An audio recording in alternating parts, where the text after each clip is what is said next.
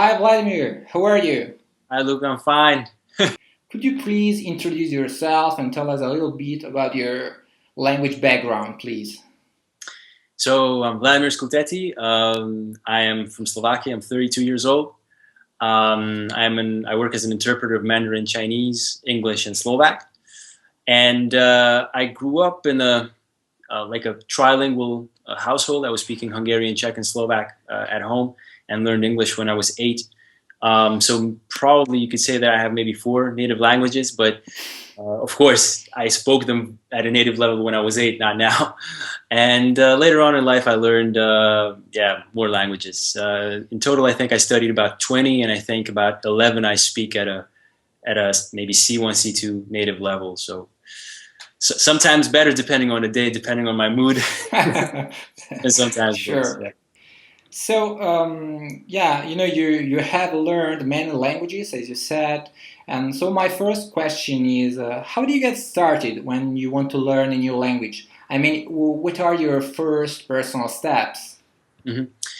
It seems like a very easy question, one of those like how to make $1 billion in a week. Yeah. Simple steps, it's actually pretty hard to answer because I was thinking about it for quite some time now because I myself wanted to come up with a 5-step guide to learn languages successfully and fast.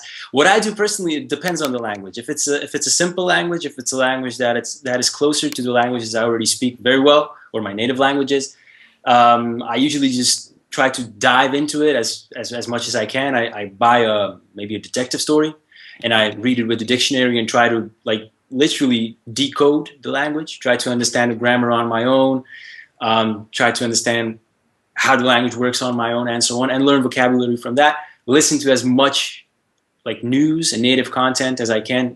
Recently, I've been listening to a lot of vloggers because I think when vloggers talk, they talk about where they've been, what they do, what they think about this and that, and that's exactly what you need to listen to and what you need to know how to say. So I've been listening to that and speaking as much as I can. Practice, practice, practice the language as much as you can.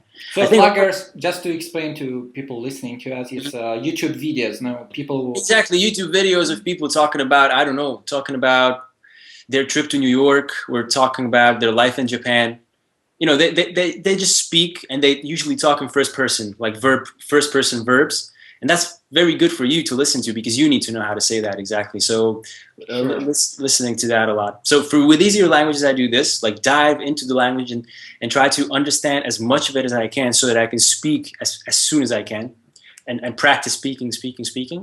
And with difficult languages like Chinese, it's pretty much the same like general approach, but it's extended to a much larger, like a longer period of time because you can't just pick up a book in Mandarin and read it with a dictionary. That's when you know nothing about it. It doesn't work like that. So the general sort of like the principle and philosophy is the same. Like to get to a point where I can start just practicing speaking the language as fast as I can.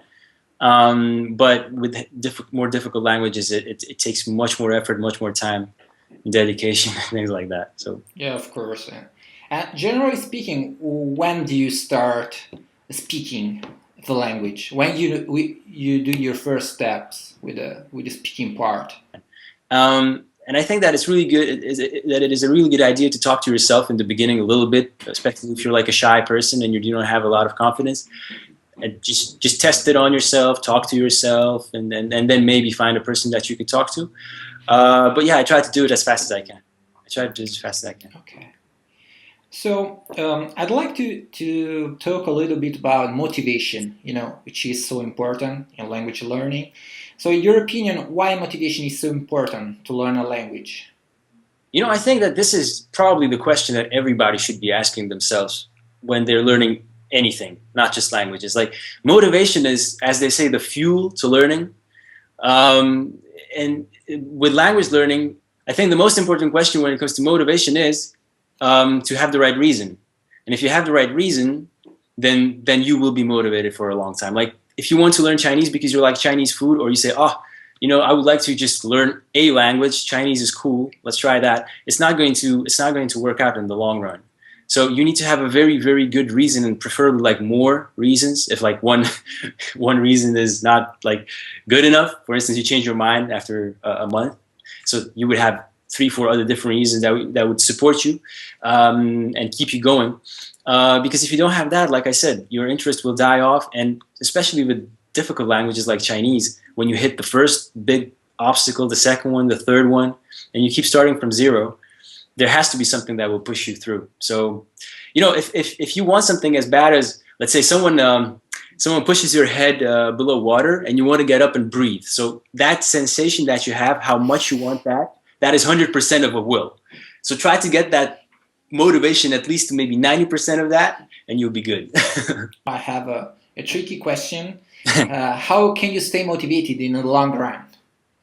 Because, you know, at the beginning, it's easy to have the motivation, you know, you have this fresh energy and you want to learn. But in the long run, how can you do that? That's exactly what I said, that you really need to have the right reason. A reason that will stay with you through the whole learning process. Because, like you said, like a year into your studies, 2 years into your studies, and something might change. Maybe you do not want to learn the language anymore or something like that. But if you have the right reason, for instance, I don't know, your spouse is Chinese, or you will, in a year from now, you will have a job in China and you need to speak Chinese by that time. Or you know that you will live and teach English in China in about 6 months, and you need to be conversational by then because otherwise you will not get the job, or things like that. Those are pretty good reasons already. Very important to have a really good reason, at least one, if not 2 or 3. And then what I would do, I would look for these little progresses that I made along the way. So for instance, I would watch a movie that I watched half a year ago, and I would realize that I understood much more. Or I would write an article, and suddenly I felt like, yeah, I'm making progress, and that's helping a lot too. Because especially with Chinese, when it looks like you are not making any progress at all, it's very important to see that you actually made some progress. So yeah, of course. How do you set your goals, for example, and how do you set your deadlines when you start a new language? Yeah. So goals for me, the goal for me in language learning has always been to be just brutally functional in the language. That means if I want to decide to learn Italian, and if one day I would decide to move to Italy and maybe attend a university there and become a lawyer and, I don't know, write a book in Italian, I should have no problems doing that. I want to speak Italian at that level, and I just fantastically functional, whether it comes to listening, speaking, writing, understanding everything. So that's always my goal. Of course, it doesn't happen that often that I actually achieve that, but that's what I'm aiming for. And when it comes to like time management, I think that whenever when I had the right amount of motivation, it wasn't really a problem because all I wanted to do was learn the language. So any free time I had, I would either listen to the news or read a book in the language or talk to someone in the language or do something, and everything else was in the way. So it's not like the language is in the way of prohibiting me to do something else. So I didn't really need any management, I think. It was when the motivation was falling, when I actually needed to come up with some small tricks to keep me attached to the language, like have 3 Skype sessions per week with a sort of like an exchange partner, or set deadlines. I don't know, say by 5 p.m. today, I need to know these 100 words. And of course, I would learn maybe 40, but still better than nothing, because if I hadn't set that deadline, I would learn 0. And so small things like that. But again, I think if you have the motivation, you don't have to worry about time management. Then you're just good to go. Because it's very, very important as well. And so I'd like to know, how do you organize yourself in order to be consistent? How do you organize your study? Sometimes I don't do it anymore, but I used to have a list of things that I could do in the language, like read a book, write an article, talk to someone, and I had it next to my computer so that I could see it at all times. So that if just for a second I saw that I was procrastinating, I would look at that paper and I would choose one thing and do it. Because consistency, when we talk about it now, is super important. I mentioned this before. I had a gymnastics coach, and he told me once, look, if you miss one practice, then you need 1 week to make up that one practice that you missed. If you miss 1 week, you need 1 month to make up for that 1 week. And if you miss 1 month, you can start all over again. Yeah. Yeah, of course. I have a question about Mandarin Chinese because I know that is one of your strongest language. Do you have like some tips to learn this language effectively and quickly? You just really have to spend a lot of time practicing speaking and listening. I think that's the only intelligent advice that I can give. There's absolutely no shortcut. And maybe one good tip: do not learn characters in the beginning at all. Like, you don't really need to worry about that. It's a huge obstacle and a huge sort of unnecessary burden that you have that you really don't need to have. What is so you said you're not learning any language at the moment, but you have to keep the languages that you learned, and I'd like to know your personal routine to study them to keep the same level. Mm-hmm. I'm pretty lazy, so I try to do what is the simplest and most effective thing.